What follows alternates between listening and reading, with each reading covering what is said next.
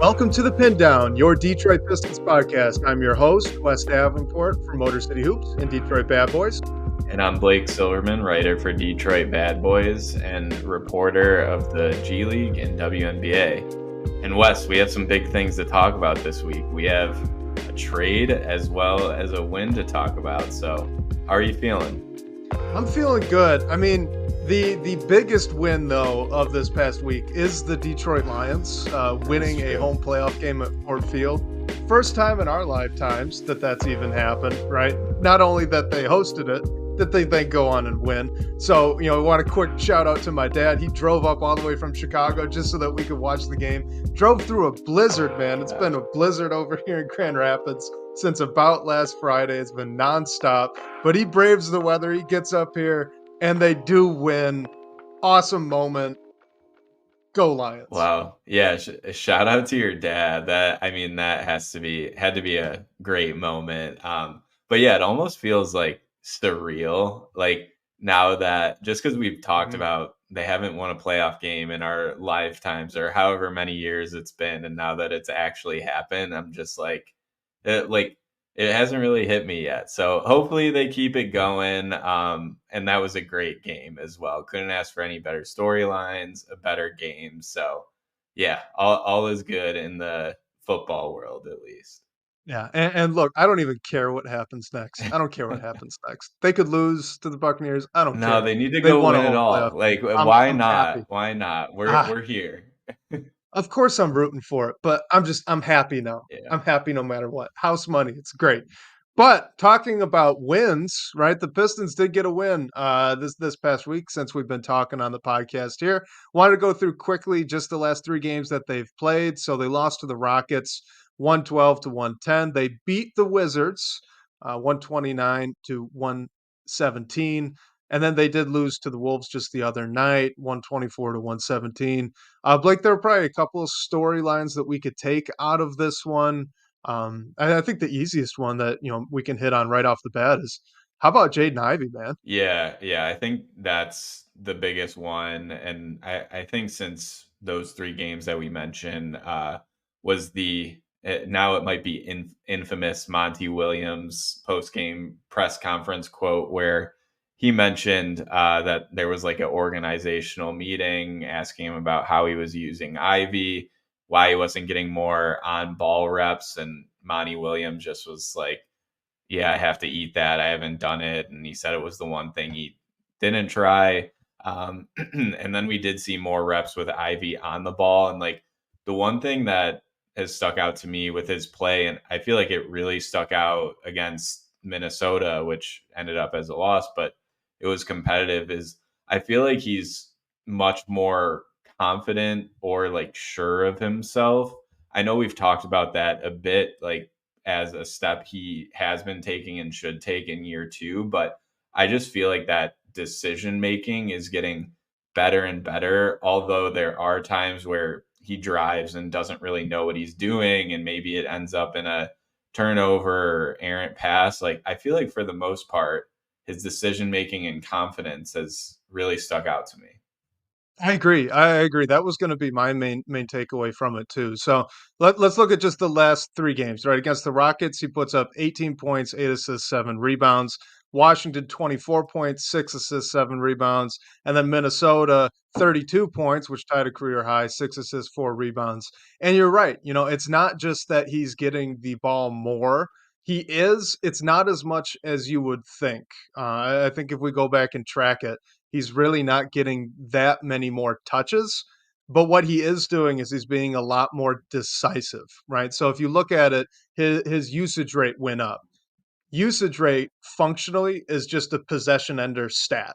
Okay. So all that means is Jaden Ivey is now ending possessions far more frequently when he's out on the court than he was previously. So I don't know if you want to call that just Cade being out and then him taking more of the baton.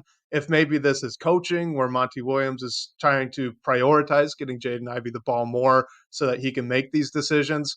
But whatever the reason, it's sustainable even when Cade gets back because he's not doing anything. He I would say he's probably increased by like 10% the amount of touches he's probably getting just on like a rough estimate. Okay. So because he's being so decisive, when Cade comes back and healthy, which hopefully fingers crossed is going to be pretty soon, you just take that 10% back away from him, but you tell him to keep attacking like he is. Like this should be repeatable. It looks very repeatable to me.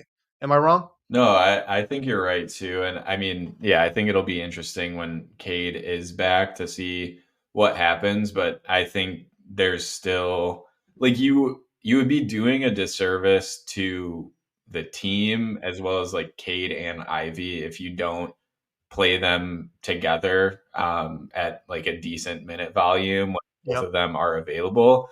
But at the same time, like if Ivy's usage is going down drastically just because of the return of Cade Cunningham, maybe there is something you can do with staggering. Like that's what I thought the idea was when Ivy came off the bench to start the season. Stagger him in with the ones. When all the ones go off, leave him in a bit to run the second unit. So maybe you can go back to that idea. But still, I think you need to play them both together and at least see what happens. And I mean, hopefully the production is still there for Ivy. All the defensive attention that Cade garners will definitely help with that as well, I think. Right. Well, you look at playing them together, right? And Kate doesn't need the ball 100% of the time. In fact, most of us fans have been kind of clamoring for him to not have the ball 100% of the time. You could actually go back to, I think we talked about it after that New York Knicks game where Cade played off ball almost the entirety of the first quarter, and Killian Hayes was giving him just some very basic passes because Cade suddenly is open on these back cuts, and everyone's freaking out like, "Wow, this looks so great." Jaden Ivey can make that read. It's a very basic read. Jaden Ivey is showing you right now, based on his assist numbers, that yeah, I can make these basic reads. He's not going to be a guy that's seeing 3 levels ahead as a playmaker. But he could see what's in front of him, and most of the time, he's still ironing out some kinks there. His turnovers need to be worked on, but most of the time he's making the right decision out of it. So you could play Cade off of Ivy in this way, right? Just like we saw with Killian earlier in the year against the Knicks. You could do that with Ivy when Cade comes back healthy. And at the same time, you look at all of Ivy's touches right now, it's not just straight pick and roll, right? They're running them off handoffs. They're pulling them off curls, off the ball, on off ball screens, which we talked about recently. They're doing all this more creative stuff to get him downhill and to play read and react basketball, and he's excelling at it right now. So I'm really looking forward to kind of seeing it all mesh back together when Cade comes back and healthy. Because you just take maybe 4 or 5 pick and roll reps out of Ivy's appetite and put it back to Cade and everything else stays the same. Like it's still going to be the same Jaden Ivey. Yeah, I mean, really, I think like the biggest thing for me is decision making. Like his rookie season, and I mean, it still happens now. Like he'll be getting downhill and just not know where he's going, or just like moving quicker than he's like making decisions. And I think that has improved drastically. So if that continues to happen, he continues to do what we have seen. Like it should work in theory, and especially after what Monty Williams said, like it's a priority, or he just has to get Jaden on the ball more. Like we're gonna have to see it when Cade is back. Like if we don't, there isn't really an excuse for that. And you know what he's really figured out, Jaden Ivey, that is, with the decision making, he's really figured out that change of speed, change of pace dribble, either Mhm. snaking a ball screen or just even in isolation or in transition. The way he can go from 0 to 100 back to 60 and then explode all the way back up is honestly pretty insane. It's gotten him to the free throw line a lot here over this 3 game stretch. And again, all that is sustainable stuff. It's all stuff he's kind of been doing all year, but now we're just seeing a focus on it. And you're right. Absolutely right. When Cade comes back, the focus still should be on Jaden Ivey doing this stuff because it takes pressure off. It takes pressure off of guys like Bojan even Mhm. or Burks. They're not focal points of the defense if Jaden Ivey can play like this. So it can only help everybody on this roster having him playing this way. Why don't we hit on just one more trend, I guess, over this past week before touching on the trade that did get made, and that trade being Bagley Livers in 2 seconds for Danilo Gallinari and Mike Muscala from the Wizards. But just, YouTube user brings it up here. These past 3 games, they've been competitive. They win one against Washington. They put a good scare into the Rockets and the Timberwolves. A really, really good scare. Jaden Ivey hitting that three against Minnesota to pull them back within two. I believe late in the third, early in the fourth, forcing Chris Finch to call that timeout. Like that was a big shot. That was a big moment. Obviously, it doesn't end how you want, but is anything that they're doing right now, does it feel overextended to you? Or maybe this could just be the new standard, I ask you, hopefully? Yeah, I mean, it's tough to say because I feel like nothing is a given with this. Like we can't really like Mhm. guarantee it after how the season's gone. But I mean, it does seem like we've seen a few competitive games in a row, like we're mentioning. Like it does seem like it could continue to happen, and in theory, once Cade is back, like that should only help with that idea. We're not talking about the trade yet, but I do think the trade helps rotationally and roster wise in helping us stay in games and just like the ideal how we're making the most out of Jaden Ivey, Asar Thompson, some other guys on the roster.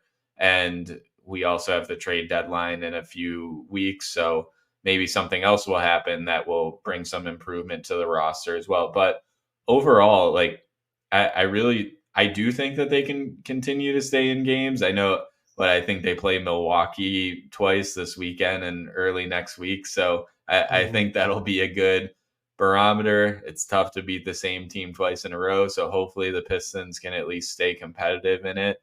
Um, so yeah, I think those Milwaukee games will be a good test for me just to see if this competitiveness is actually sustainable. Yeah, and kind of wonder if they'll have Cade back by then or not as well. We're recording now on the 18th. I believe that means, if my counting skills are correct, this is day 9 of that reevaluation time period. So, maybe fingers crossed there's some news coming in quickly. Hopefully He'll it's be back positive. when he's back. But you Don't rush back, you know. Yeah. No, I agree, obviously, and it's obviously a relief, right, that this was kind of a he just needs some rest, and it's gonna heal on its own. There was nothing else that needed to be done. So, absolutely, as much time as is needed. But the fan in me, Yeah. I hope it's sooner rather than later. Regardless, you bring up kind of how these pieces on the roster are starting to fit together a little bit more. We're kind of seeing the vision a little bit more. I did want to just bring this up quickly to you because yes, it's taken probably a bit too long for us to get here, but I do think Monty Williams is starting to figure out some of this roster. You look at Jaden Ivey's being much more prioritized. He's much more of a focal point on the offense. Asar Thompson, yes, he's coming off the bench, but past week and a half, he's been getting a lot more pick and roll reps, both as ball handler and screener. They've been using him as a cutter, off handoffs as well. That's nice. We weren't seeing that as much early. It's starting to kind of trickle back in. And then the lineups, they seem to be prioritizing more shooting regularly. You're seeing a lot less of the 3 non-shooters in any lineup that we saw early on this season. So, you could critique it, right? We're here in mid-January and we're saying, "Hey, our new head coach just figured things out." But I mean, for the positive that is, it seems like we're figuring some things out. Yeah. Yeah, 100%. I mean, it's definitely taken Monty like a lot longer than anyone would want. And I know when Gores came out and spoke to the media, like one of the things he said was Monty's like 25 games in. So like none of the blame is on him. Like, yes, Monty could have made better decisions, but you're right. Like I think he's now trying to like use things or use guys in different ways. And especially like his comment about Ivy, how that's like the one thing he didn't try, and now he's trying it. Like that just, I guess, gives me some reassurance that he is actually putting, just thinking of really like any idea and like trying to use lineups and players in different ways to get the most out of them, whether it's playing different guys next to each other or where certain guys are on the floor. So I hope, like, I mean, we're halfway through season one, so you'd have to hope that it would only improve. And if this past week is any sample size, like Mhm. we can definitely say it has. We can critique how long it took all we want, but I say this because I was this player, so I know that there are more like me that exist. The one thing we don't know is what was going on in practice, right? So, like, you look early on in the season, and I don't think we mentioned it at the time, and we probably should have, but it's entirely possible that Killian Hayes was out playing Jaden Ivey in practice. It's entirely possible that, Asar Thompson is shooting 70% on catch and shoot shots in practice. There are things that we just don't know behind the scenes. And I can tell you from experience, because again, I was this guy. I played a lot better in practice than I ever did in the game. So it just kind of is what it is for some people, and it changes, at different levels, right? That was more of a college problem to me than it ever was a high school issue. Um, but I have to imagine that it does show up a little bit in the NBA too. We don't know what's going on in practice. I'm trying to be a little forgiving to Monty Williams, just taking a little bit to figure things out. And yes, YouTube user, practice. We're talking about practice. Right. Yeah. No, you're right. I mean, we don't know what is happening behind the scenes. Like, I mean, I don't think that's like a full excuse by any means or something, but it could definitely be the case. And now I No, think that, yeah, I think that we're seeing different things and Ivy being used in different ways. Like maybe that is Monty just taking whatever outside opinions or other ones in the organization he's getting and putting those into practice. And at least in this small window, it's looking better, at least, which is really all we can ask for a 4-36 team or whatever that record is right now. absolutely. Absolutely. So, all right, quickly, let's hit on this trade here before diving in to some of the questions that we've gotten, both pre submitted and then in our live audience as well. So, the trade again, Washington receives Marvin Bagley III, Isaiah Livers, and 2 second-round picks from the Detroit Pistons. These were in the future, I believe, not this upcoming draft. And then the Pistons got back Danilo Gallinari and Mike Muscala. And we do need to note that Mike Muscala immediately played over James Wiseman in that Timberwolves game, the first game that both Gallinari and Muscala were available to play. So, what were your thoughts on the trade? What were your thoughts on Muscala, who we got to see in some action live the other night? What do you got? Yeah. Yeah. I mean, first with Muscala, like I loved what I saw from him. I feel like it's kind of like a sick thing to say as a basketball person that like I don't know, just Mike Muscala came in and like I just love what I saw from him, but I thought it wasn't even like as much his production, like I don't think he even scored, but just like having that stretch big that can play on the perimeter is so big for this team. It's what they needed. Just having like an additional guy that can shoot the ball around your young players opens up so many things. Like Muscala being out there allowed them to play 5 out, which creates space for Jaden Ivey to drive, Asar Thompson to cut to the basket. It really does so many things for this team, and I mean, I think he'll be a part of the rotation moving forward. And we'll see what ends up with Gallinari. He didn't play yesterday when he was available. I mean, he's coming off that injury last season, and he wasn't playing much in Washington, so I'm assuming he's just ramping up. But overall, the biggest thing with the trade is the cap space. Getting off of Marvin Bagley is 12.5 million for next year. Um, the trade really isn't like final to me until I guess I see what they do with the cap space, because like I didn't think Bagley's money was ever like a big deal. Like I thought he was on a decent contract for a backup big.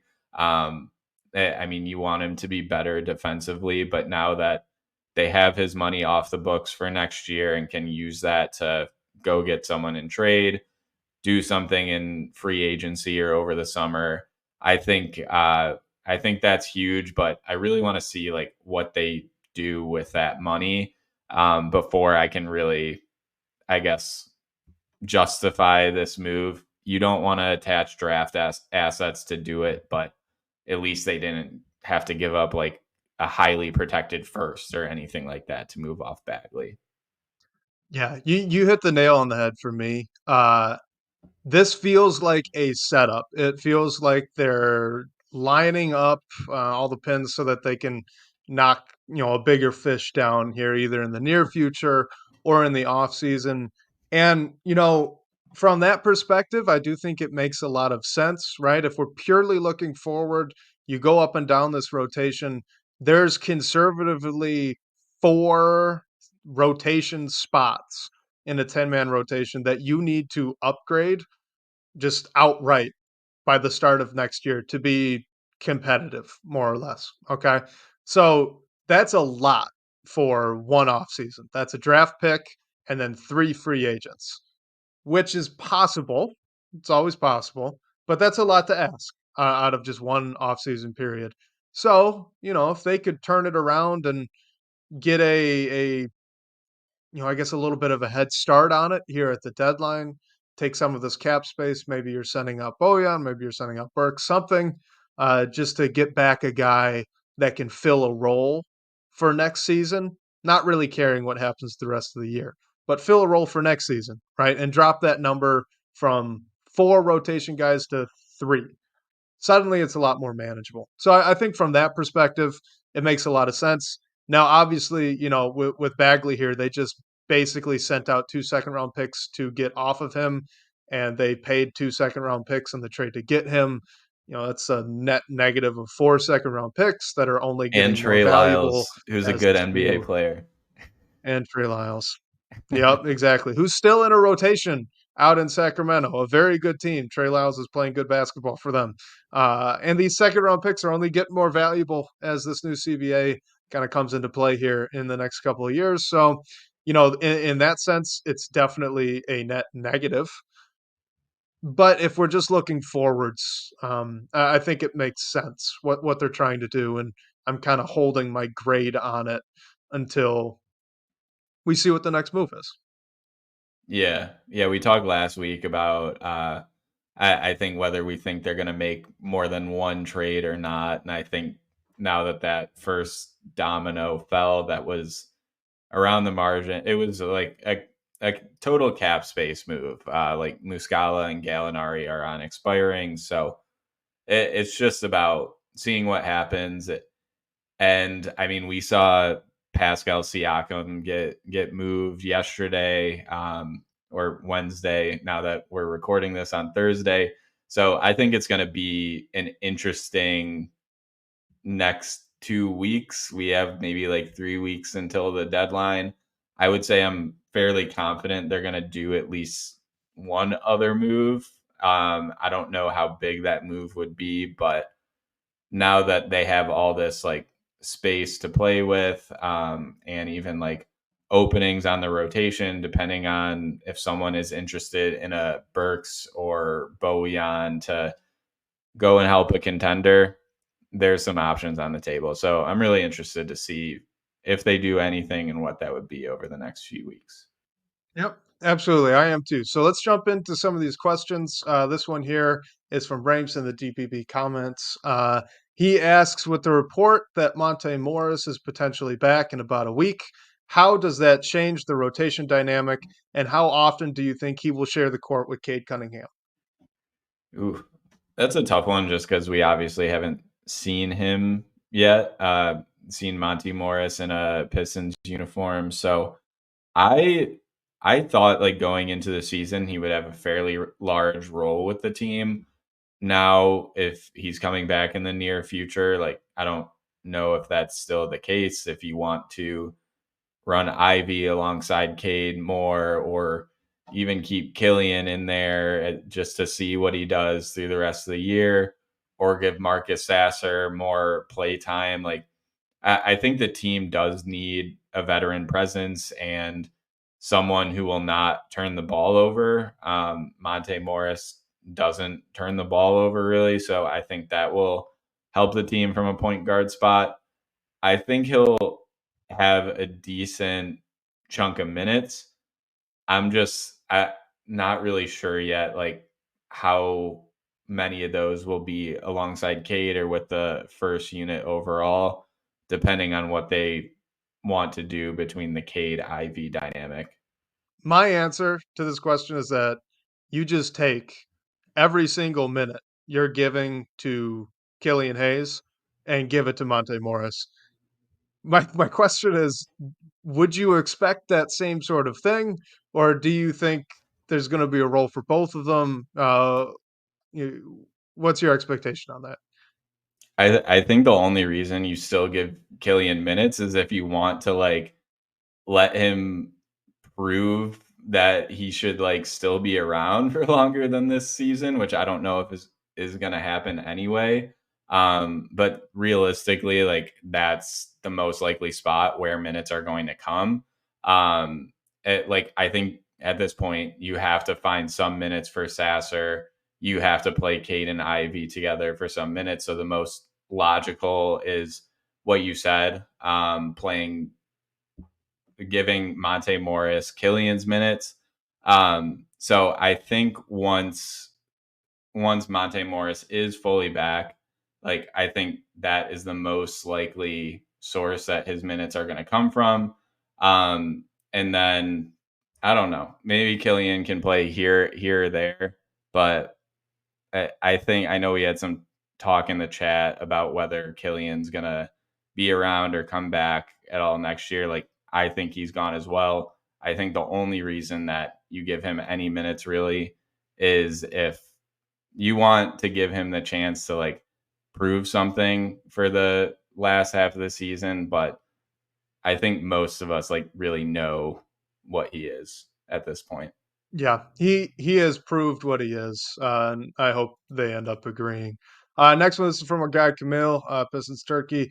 Do you think that Killian Hayes and Isaiah Stewart will still be on the Pistons roster after the trade deadline? Yeah, so I think the of these two, I'm fairly confident that Stu will still be around. Like I know teams are interested in him. I just don't know if we're going to get the return that he want. Like I feel like Stu is very valued not only for the team but in the locker room as well. So I think the one for me is like is Killian. If someone wants to take a flyer on him and acquire him as basically like an expiring contract and be their restricted free agent that they can re-sign or part ways with if they want to. Like I could see him heading out in a deal like that. But based on the Bagley Livers trade that we made, like I think the front office is pretty keen on just like keeping that cap flexibility right now. So I don't really see a point in moving off of Killian Hayes when his contract's up after this year. So he's the one for me of these two that I could see being dealt at the deadline. What do you think, Wes? Yeah, I mean, of the two, I would think they would be more comfortable moving on from Killian Hayes. That said, I don't think there's a team in the league that would give up anything of value for Killian Hayes. I mean, you're trading in this case for the restricted free agency rights, right? In order to get those, he just qualified as a starter, which means his qualifying offer is a little bit higher than it otherwise would have been. Okay, so functionally, Killian Hayes, in order to keep him and maintain that restricted free agency right, you're going to end up needing to give him a qualifying offer that's more than you would otherwise want to pay him. Okay. So you combine that with then saying you now need to go trade for him to get those rights, knowing that the Pistons are probably just going to otherwise not pick up the qualifying offer in the first place. And I don't think that you have any team that's going to be willing to do that and make that kind of move. So unless they decide to waive Killian Hayes, which, I don't know why they would at this point. If he's like the fifth guard, I think he'd be just fine. So if Morris comes back, you move Hayes out of the rotation. I think he sticks it out the rest of the year and then just kind of is out next year and doesn't return. Now, Isaiah Stewart, Blake, like he said, there are teams that are interested in him. I know Boston's been poking around. We got that report from James Edwards, and I think maybe Keith Smith mentioned it as well. I'm just not sure what anyone could really put together for a trade for just Isaiah Stewart, right? If you could go and you tell me that there's a deal where you could bring back a legitimate All NBA guy for the Pistons, and that they require Isaiah Stewart to be one of the pieces, then sure, I'd probably think about it. But otherwise, I think I'd rather just keep Isaiah Stewart on the roster. So jumping on to the next one. This one is from No Frown Motown. It says the Pistons took $12.5 million off the books next season by trading away Marvin Bagley. What does this cap space ultimately do for them? So to me, I think this is what was so interesting about the trade in the first place, right? They got rid of not a lot of long-term money in Marvin Bagley, but enough where I believe their total cap conservatively this summer is going to be about 55 to 60 million dollars to spend. Now that's if they don't make a move right now. If they just go into the offseason, they try to um, keep a few guys and get rid. I think the max they could do, I just saw from again a guy Keith Smith, was $66 million if they just get rid of Bojan Bogdanovic in the offseason, because he's functionally and expiring right now due to the way his contract's set up. So I think that they're setting up for a move now, and that move being someone that has a bigger contract attached to them. Maybe that's a guy like Zach LaVine. I know they've been poking around. We all know that they've been poking around the Deontay Murray sweepstakes as well. Murray doesn't excite me as much. LaVine, I think you could probably have for cheaper. But regardless, if you get a guy who's on a larger deal right now at this trade deadline, you get that head start on the offseason. You are down to maybe 30, call it $30 million to spend instead of the 60 that you potentially had before. That's still a lot of money, right? That's still a lot of money. They got to spend that cap space somewhere. So my my bet, hopefully, my bet is that this is the route they're going to take. They're going to try to get that head start now. It's going to be a bigger money guy, and because of the way that they did this deal here with Marvin Bagley going out, they're going to be able to still have a lot of money to play with over the offseason and fill out the rest of the roster. Blake, what do you think about what moving Marvin Bagley's salary might mean for them now and moving into the offseason? I think really it is just about that whatever that next move is. Like, I don't think it's necessarily going out and signing someone. We don't really know who's going to be available in free agency this offseason, and it's not like a great class in general. So I do think it is going and getting someone in the trade market, whether that is in the next few weeks or this summer. But it also just like puts us in the best cap situation of any team in the league. Like, I think we have the most projected cap space out of anyone. So like I think we're all tired of hearing of like the flexibility. Like, it's time to go do something and improve the roster with it.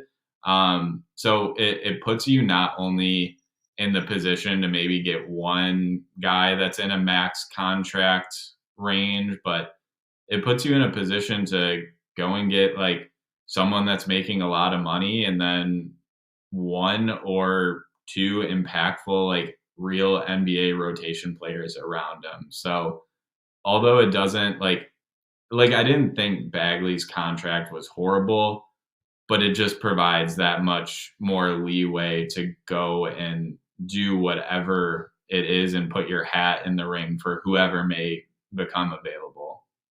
Right, because the real advantage here is probably not in free agency. I think everyone we all look collectively at the cap space that they have, and we say, "Oh, great! They could go send big money at Pascal Siakam if they wanted to." But the thing is, there are a few teams that are going to be able to send big money at Pascal Siakam, and you need him to pick Detroit.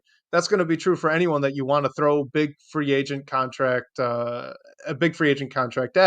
So the real advantage here is in the trade market. When you're that far under the cap, you can effectively, like, for example, if they wanted to, and we're going to have a cap expert on here next week, so a little surprise for you guys. We'll drop that and tease it a little bit early on in this upcoming week. But basically, what they can do in the offseason is if Zach Levine's still on the Bulls and he didn't get traded, you could send them a second round pick and just take back Zach Levine because you're so far under the cap. Okay. So you can just basically trade in and absorb into that cap space. Whereas if you're closer to the cap or over the cap, now you have to worry about some salary matching. So now the same's even true if they go and they do a big money guy right now. Okay. Let's say they go get Dejounte Murray. He's on a larger deal, knocks down your available cap space in the offseason to maybe 30, $35 million, whatever it is. Well, if someone's making $25 million and a team wants to salary dump them, you can just take that. Again, you don't have to match that salary. So yeah, it's a huge advantage in the trade market when you're trying to fill out this many rotation spots in a single offseason and with one trade deadline coming up in front of it. When you're trying to fill out this many rotation spots, having all of these little tools, I guess, in your cupboard to use to get the ball moving and add, like you said, good NBA rotation players. I think it's incredibly important. So hopefully, they're going to have to spend it. That's the thing. They have to spend that money. Yeah. It's got to come from somewhere. I think we're going to see it pretty quickly, honestly. Yeah, you can't just do like Joe Harris deals anymore. Like that can't be how you move your or use your cap space. It has to be for Yep. something that's going to help the roster.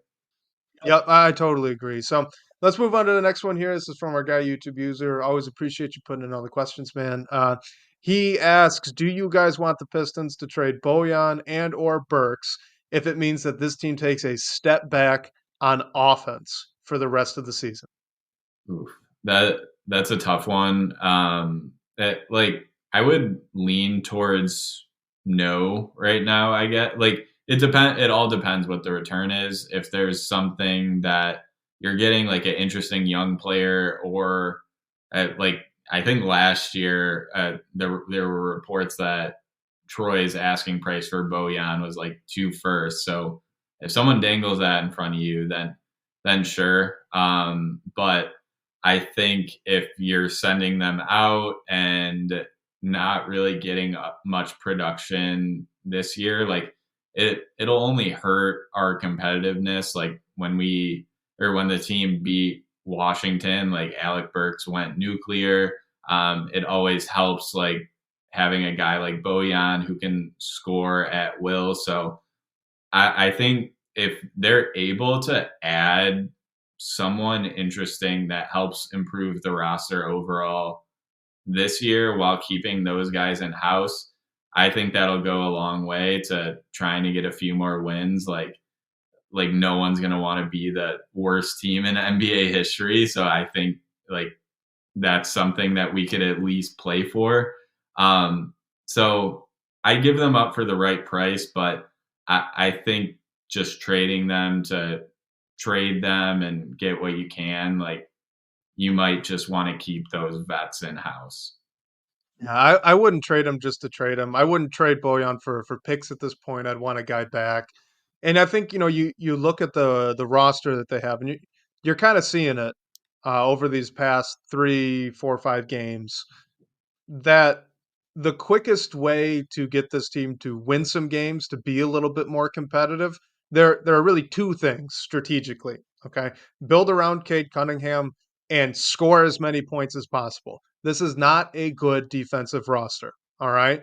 But you could be a team like the Pacers. The Pacers are just outscoring everybody and they're winning a decent amount of games. Now they're not going to be a championship contender, but they're a good playoff team. And now with the addition of Pascal Siakam, maybe they'll be a little bit better on defense. But obviously we can't sleep on the fact that he's a 24 points per game scorer for them. He's a real big boost on offense as well. So I think that's probably the quickest route for this team to take.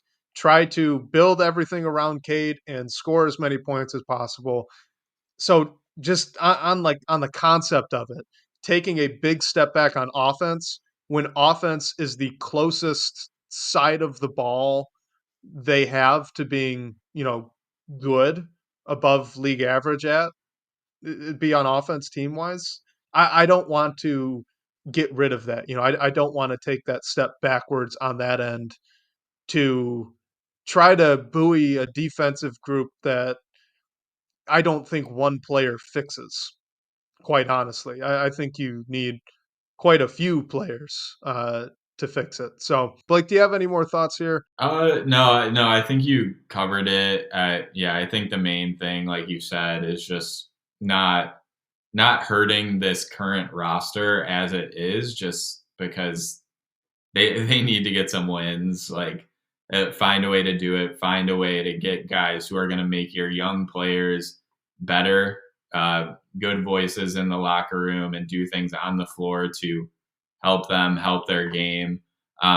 So yeah, I mean, trade them if you're getting something decent back in return. But I know like both Bojan or Burks would help a contender this season, and a lot of them would probably love to have them.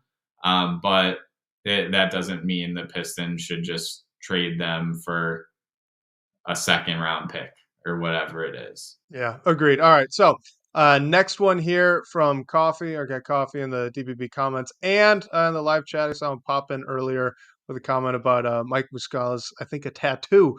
So, appreciate you, man. He asks, do you think that Monty Williams is on the same page as the front office? Which is a difficult question. So, I'll let you go first. Yeah, yeah. Like you said, I guess like we don't truly know, but from what Monty said about Jaden Ivey, and they had that meeting where it was brought up that Monty needs to play Jaden on the ball before. Like, I mean, maybe they're not, honestly. And maybe that was an eye opening thing for Monty Williams. I I mean, I think there is a degree of Monty has to like figure out how to make this work with the players that are on the roster. Like Isaiah Livers was included in the Bagley trade. He hasn't been productive. Maybe the front office lost faith in him, and that's why he was the one that was included in that trade, which would make sense. But overall, like maybe like it's tough because I'm totally just assuming things here. Like I'm sure things happen in his first half of a season that maybe he thought was going well. Maybe he thought he was on the same page with the front office, but then they had that meeting and they weren't, and now they're changing it. So it's tough to say, but hopefully this organizational meeting, hopefully those are happening more. Hopefully they're talking about those things. So everyone is just making the most out of this roster and helping these young guys develop in this wash season. And obviously we're all just taking guesses at this, right? I mean, nobody knows, no one's got any insider information. I do think it's really important to kind of see that this is two-sided, right? it's not just one sided. We've been talking about this for a while, right? You look at this roster and you try to put together a group that is good at defense, right? As a unit, a 5 man unit that can defend the other team's 5 man unit. Well, they're not going to shoot and they're not going to be good at scoring the basketball. And you can flip that around too, right? If you want to put together a unit that's pretty good at scoring, pretty good at shooting, well, none of them are really good defenders. So, as easy of an out as it would be to just say, Monty Williams, he's doesn't know how to use the roster, he's not on the same page as the front office. Like there's a lot of roster building issues that have also gone on here, right? You if Monty Williams played this rotation perfectly from the start of the year, how many more wins do we think that they have given the injuries that they did? Are we talking 4, 5? We're not saying it's not 20. They're not going to be in the play-in. They're still going to be one of the worst teams in the league, and that's just because of how this roster was constructed. And maybe the vision, maybe the blinders were on, whatever you want to say from a front office perspective. They calculated wrong on what it was going to take this season to take the step they wanted to take. So I just want to point out that there are two sides to it, right? Maybe Monty might not be on the same page with the front office, but if that's true, then the front office is definitely not on the same page as Monty is either, and it's both of their faults. If that's true, and we don't know that it is, but if that's true, it's a two-sided coin. 100%. And I hope, like, I thought I guess, transparency that Monty disclosed they had this meeting was cool. So I don't know if he'll ever be in like a situation to talk about that stuff more, but I hope they're talking, especially when things are going the way that they are and the way that they have been. Yeah, no, I agree, and like you said, those organizational meetings, they might be a good thing, right? They don't have to be bad. All right, so this is moving on to our next question. This is from Harry in the YouTube chat. As would you guys take on Andrew Wiggins from the Warriors with his bad year so far and the big contract that he has? If they included a pick, would that even be possible? Yeah, and I think it's possible. I mean, it depends. Like, if we're trading for him at the deadline, I'm sure Golden State would want like Bojan or Burks back. Honestly, like someone that can help them turn it around this year. Wiggins, his salaries are in like the 25 a year range. So like, yeah, it's a lot of money, but it also doesn't take all your cap space depending on if you retain Bojan next year and like what you decide to do. So maybe it takes you out of the running of guys who make even more money. But I would do it. Like, I think he's a wing that could help this team. He's definitely had a bad year. So the thought is maybe he could turn that around in a new situation. And I mean, especially if they include a pick, like draft assets are always good to accumulate, especially after we just sent a couple out. So I would do it. I think it's a decent player that you can bring in and see if he helps this team. Just the adverse to that is what he just signed an extension last year, so you're going to be tied to him for a while. And if it doesn't work out, then you're going to have to figure out a way to get off his money eventually, which won't be easy. Yeah, I would think about it. You're right. I do think he's a wing that would help this team. He's big. He can kind of shoot. Obviously he's been cold this year, but he's got a history of being an okay to good shooter. And he is a good defender. He is a good wing defender. So, I would think about it. I don't know if his contract is large enough that they would need a pick to offload it, especially with the way that the cap is going to start jumping over these next couple of years. Um, you said he's at 25. That's 5 more than Bojan. Bojan is on honestly a pretty cheap deal, especially moving into the next 2 years. 5 million more than that. I mean, I know he's not playing well, but at some point that's going to be darn close to the mid-level exception. The way that thing keeps rising up too. So, I just don't know if they're really going to offload a pick just to get off his deal, and I don't think at this stage that Bojan's really worth giving a pick up for. So I'm not sure the fits there team wise for that kind of thing to happen. Yeah, and the another issue with Wiggins' contract is he has a player option, and I believe it's 26, Mhm. 27, which is $30 million. So it's an increasing salary. So if things like really don't go well once he's in house and he has that player option in a few years, like that's going to be really hard, a hard pill to swallow, or like a hard thing for to try and get another team to take on. All right, we just got this from Ain't Nothing Better Than Being the Big Cheese. It's a trade proposal here about Wiggins, and it looks like a three-team deal. So I'm just going to read it off. We'll give our thoughts on it. If there were a three-way trade that sent Andrew Wiggins and Killian Hayes to Toronto, Gary Trent Jr. to Detroit, and Alec Burks and Dennis Schroeder to the Warriors, would you do it? And I guess also, do you think that all the teams would do it? Yeah, I'm trying to look at. I mean, from a Pistons perspective, I'm quickly looking up Gary Trent Jr.'s contract on the side. So he is an expiring, so he wouldn't. I mean, unless he wants to stay here, he wouldn't be around for more than this season. I mean, I think Gary Trent would be a great fit in Detroit just from like the shooting that he brings, but like sending out Alec Burks, like I don't know if we're really like gaining much, especially just the thing for me is like he could walk in the summer and that would be that.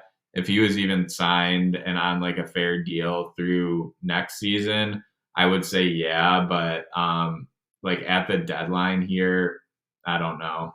I think from a Pistons perspective, that it's I mean, it's kind of lateral, right? Like you said, Gary Trent's expiring, but he is better than Alec Burks is. So I get it from that perspective from a Pistons end.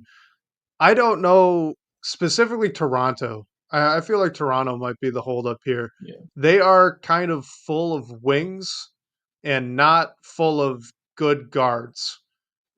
Kind of just an issue they've got with the roster that they've put together. So I'm not sure they would really be comfortable giving up Gary Trent Jr. And if they do, I doubt they'd want to get a guy like Andrew Wiggins back. I bet they'd want a guard back instead of that wing there. And Killian Hayes notwithstanding, he's probably not getting minutes there in Toronto. So I feel like they probably say no. I think Detroit thinks about it, and the Warriors probably think about it just because of how poorly Wiggins has been playing. Though he did have a pretty good game just a few nights ago, Andrew Wiggins. So maybe he's turning a corner for them, and they won't want to move him. But all right, let's move on to what should be our last question here. Um, this is from Fresh Off the Stove asks, what position do you think the Pistons need most? So looking at this roster, could be at the trade deadline, could be in the offseason. Where do you think they need to be targeting? I'm gonna. It's not really like answering the question because I'm gonna throw out two things, but wing defenders who can shoot. Like we really need to address the wing, like someone that fits well, playing alongside Cade Cunningham and Jaden Ivey. If that pairing is gonna see the floor together for most of the time. And the other thing is like just defensive bigs and ideally one who can shoot the ball at least a little bit, like totally not be a non-shooter out on the floor. I think we've seen the issue with having like Wiseman and Bagley as your backup bigs and the just like runs that bench unit gives up. So I think you just really need to prioritize getting a stretch forward or stretch big, ideally that can shoot a little bit, that can mainly defend, just so that bench front court is not a total liability than it has been.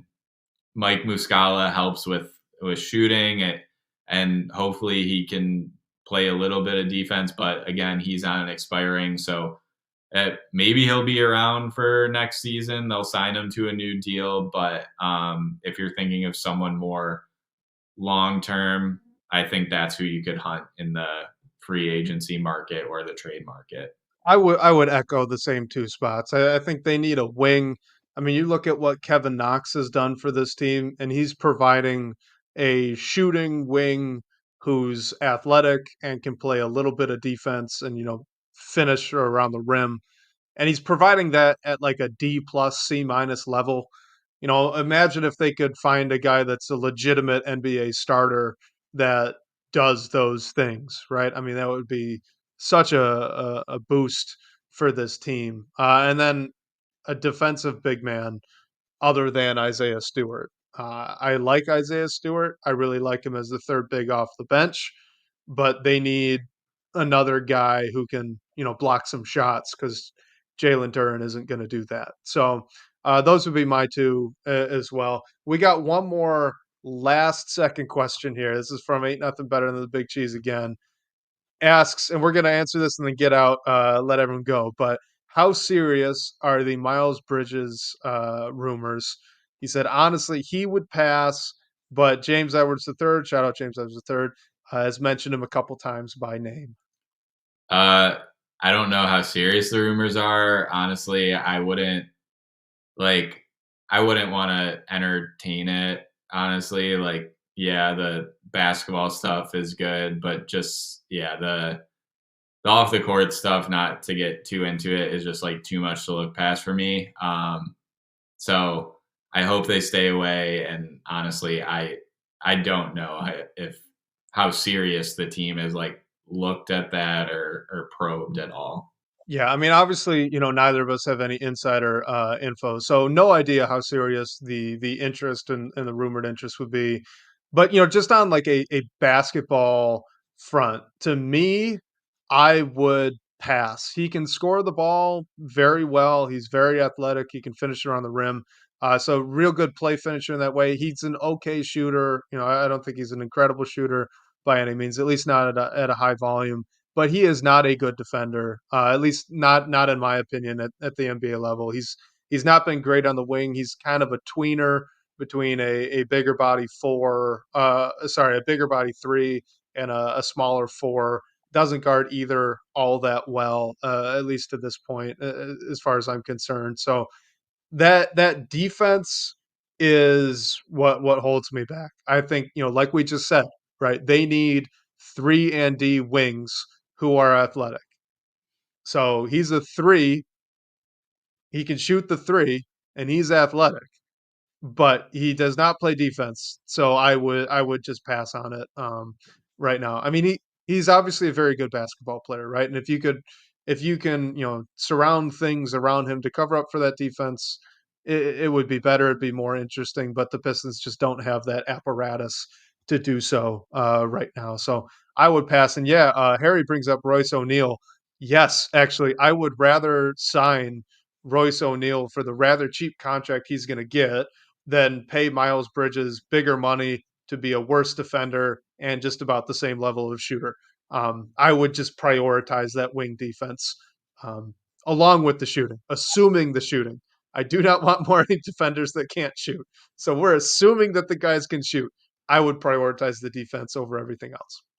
Yeah, 100%. You have to pay Bridges likely, and yeah, Royce O'Neal is on a good contract and addresses both aspects that the team needs. So we're going to wrap it up there. Special thank you to everyone who joined today, whether you're joining us live on YouTube or on Twitter, or listening to us on whatever podcast platform you prefer.